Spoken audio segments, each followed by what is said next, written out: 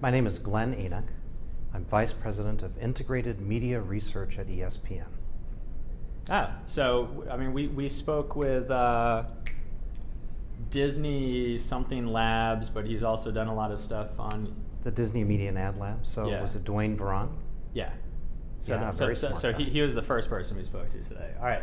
So Right. you're from Disney. You're presenting. What are you going to talk about? We did a study with Arbitron that's part of our ESPN XP initiative, specifically the set of projects we did around our football content. So we did a series of projects during the NFL football and NCAA football seasons, and the Arbitron project was one of these. And what we were looking at was TV and radio consumption of our content, both in-home and out-of-home. So we were using Arbitron's very large PPM panel to look at consumption of our content. And just quickly, what's PPM stand for? Personal People Meter. Okay, so that's a sort of a new Trademark. product, right? No, it's not that new. Arbitron has had a PPM. But are you sample. talking about the device? Yes. Okay. The Arbitron device. Okay. The panel is not new. What is sort of new is that Arbitron is looking to do projects that are cross-platform and involve out-of-home consumption, because these are two things that they are able to measure. Okay, and so these days people are consuming lots of content on their tablets and Android and iDevices. So tell me, like, for ESPN, what were some of the sort of inspirational or aha or kind of moments, discoverable, actionable insights? Yeah, I think when we're looking for actionable insights from this project, you have to remember that we've been doing cross-platform research for 10 years. So the findings that we have are incremental and moving forward and collective and based on a series of principles that we actually published in the Journal of Advertising Research last summer. This project sort of reinforced for us first of all, the greater engagement of the multi-platform and multi-location user. These people are spending more time with our content than the single location and single platform users. And also the fact that we're able to reach sports fans throughout the day wherever they are, because they're using their best available platform to do consumption. So we're seeing different patterns of consumption for different media, different times of the day, different locations. Are there any implications for the more engaged user connecting to your brand across more devices for advertisers? I mean, can you tell an advertiser, somebody who hits our site and sees your branding on mobile, online, and on TV is going to be more likely to buy your products or services? Yes, they are more likely. Barbara Singer of our department has done a lot of great work in this area, again, as part of our ESPN XP initiative. That wasn't really part of this particular study that we're presenting tomorrow, but what we're basically doing all of this for is because 15 years ago, if an advertiser wanted to advertise on ESPN, they would reach people who are watching our TV network or networks at home. I mean, that's pretty much, or out of home. That was pretty much all we had. Now, because we're on all of these different platforms, I think we're the only brand that's on all 5 platforms: TV, audio, internet, mobile, and print. We can reach people throughout the day, wherever they are consuming media. So we are really giving access to consumers round the clock, and we do see benefits from that. Okay. So you've done this research. What would be the follow-up research? What are you still questioning or want answers to? We're involved in Arbitron's work with SIM. We're members of SIM, and we're involved in all the different SIM projects. And one of the assets that Arbitron has is IMMI, which they acquired. And we've done work with IMMI before. This would enable them to, theoretically, to branch out into digital usage.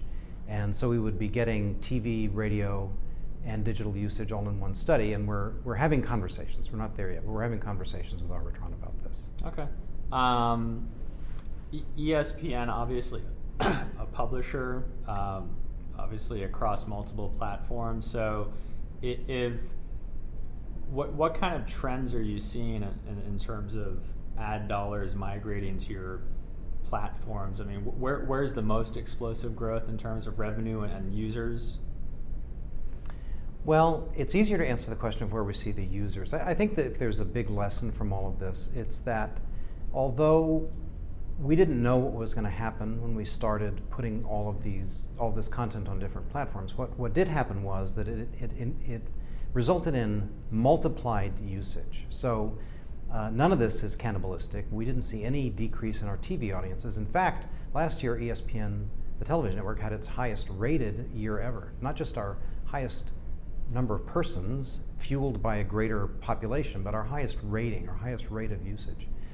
At the same time that we were branching out in the internet and on radio and in print and now mobile. You know, we have all of these mobile applications. We put our Watch ESPN app up not that long ago, and we're seeing a lot of usage there, ESPN3.com. So we're in all these different places, and yet all that seems to be happening is that we're increasing the amount of time that people are spending with our brand. So you don't view it as cannibalization, you view it as competing with other brands and the finite amount of time somebody has in their day to allocate across brands. Yeah, it's a finite amount of time, but Artie Bulgren, my boss, has a great phrase, which is new markets of time.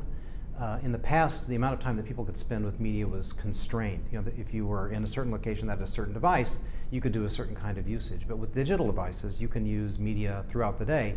And in fact, we did a great observational study with Sequent Partners in Ball State, which was very similar to the CRE VCM study, that showed exactly that male sports fans were spending 60 minutes every hour using media. You know, it's a very broad definition of media.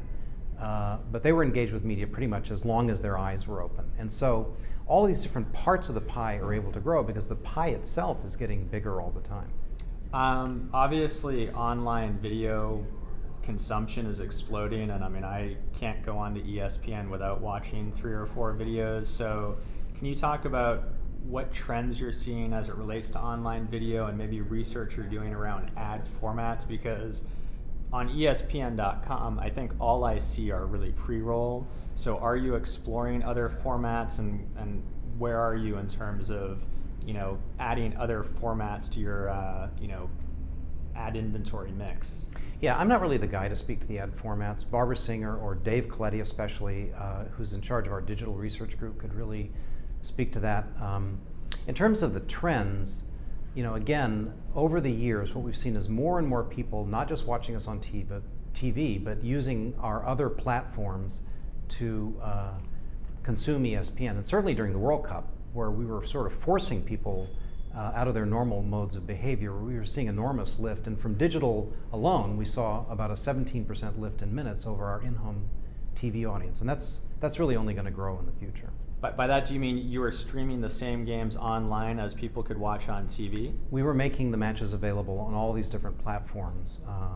So wherever people were, they would pick their best available screen or their best available platform, listening on radio, streaming on a mobile device, streaming on the internet, so that they could consume the matches, you know, virtually location blind. So. And we saw tremendous success with that. Did you see trends such as during office hours people were online, whereas from 7 to 10 p.m. they were consuming more content on their TV? Or? Yeah, sure, absolutely. About 3/4 of the out-of-home internet usage was done at work. About half of the mobile usage was done at work and half in other locations. Radio tended to be more in the car, but interesting finding there was that a lot of people are using radio at work as well. Some people, you know, we tend to think of people as having computers available to them and high-speed connections and going on ESPN.com when they get to work and checking things out. But a lot of people don't have that at work, and maybe for them, radio is the best available work platform. And so we saw a significant amount of radio consumption at work as well. And then if you are in a bar or restaurant, probably television is your best out-of-home platform. So again, it's location and platform sensitive.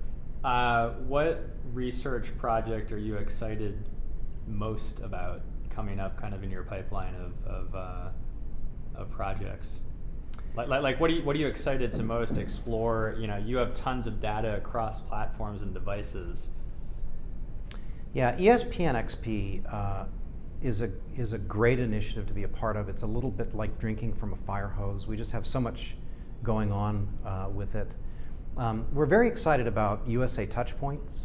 We were the people who did the very first test with the USA Touchpoints people as part of our World Cup project, and now we're involved in the SIM project. I think we're seeing some Very positive results there. Actually, hold on. I can hear the car outside. I work in Times Square. I'm completely, like I work right across the street. We're completely, doesn't mean anything to us. Okay, and keep going. Got it. We're excited. We were the first people to use the USA Touchpoints research methodology as part of our World Cup project. We're now involved in the SIM project that is using USA Touchpoints. I think some very positive results there. We continue to work with other providers like Arbitron that we're presenting. Knowledge Networks has been a mainstay of our group. I hate to even start. Nielsen, we've done many projects with Nielsen as well. And we're still continuing to push forward in all those areas. I think if there's one thing that I wish I knew more about, and I really wish I could nail down, it's metered mobile usage. This country desperately needs metered mobile usage, because when we talk about cross-platform research, we sort of assume that all the platforms are measured at equal goodness, and that's not the case. Mobile clearly is not measured as well as other platforms, and that's one thing we need. And then secondly, we know a lot about how people are watching TV at home and using the internet. So for example, we know that a lot of people are using the internet on a computer and watching TV in the same minute, but it doesn't take up very many minutes of their usage, so maybe 11 or 12 minutes a day. What we don't know that much about is handheld devices, mobile devices, and TV viewing.